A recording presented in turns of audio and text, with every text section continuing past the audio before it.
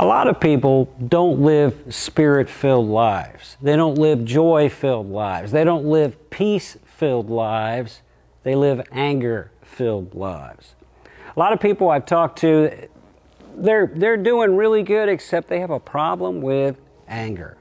What do you do with anger? What are the lies that suck us into anger? Well, there are two of them. So let's talk about the lies that trap you in anger. Number one is this lie: I have a right to be angry. You read the book of Jonah, and you find at the last chapter, he's very upset because God saved all these awful Ninevite people. And he's very upset. And he says to God, don't I have a right to be angry? And God's like, no, you don't have a right to be angry. You don't have that right.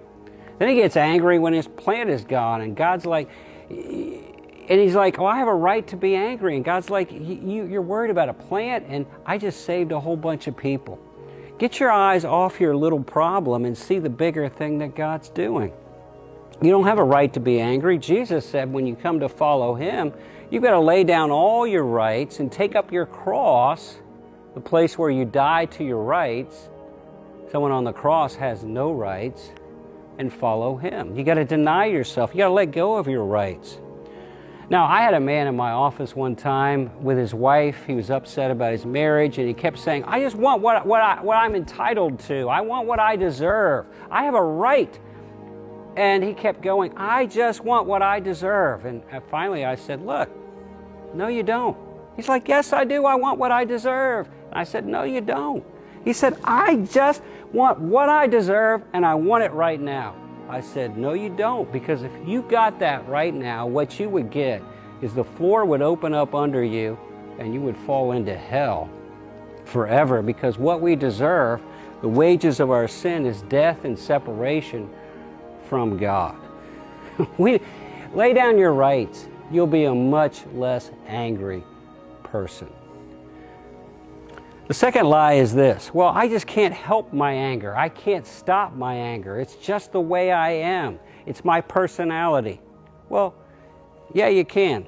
Ephesians chapter 4 talks about anger.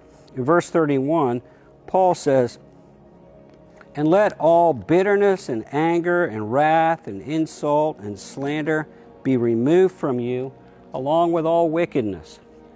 What he's saying is this: if you got rid of the bitterness, you could get rid of the anger. You get rid of the bitterness, you get rid of the anger. It starts out with bitterness, then wrath, that's when it's boiling on then anger, when it's starting to come out, and then evil speaking, then it's out of your mouth, and malice, you're wanting to do something to hurt people. It starts back there with bitterness. You have a hurt that's unresolved. You haven't tried to make it right with the person, or you haven't been able to find the ability to forgive it. How do I get rid of that bitterness? The next verse, 32. Be kind to one another and compassionate to one another, forgiving one another just as God also forgave you in Christ. How do I get rid of my anger? I get rid of my bitterness. How do I get rid of my bitterness? I forgive. I choose to forgive. I choose to take the forgiveness Christ has given me, which I don't deserve, and extend it to the person, whether they deserve it or not. And then I add love, kindness, and love. Isn't it amazing? That's what God does with us. God gives us forgiveness, and God gives us love. And we don't think of God as being constantly an angry person.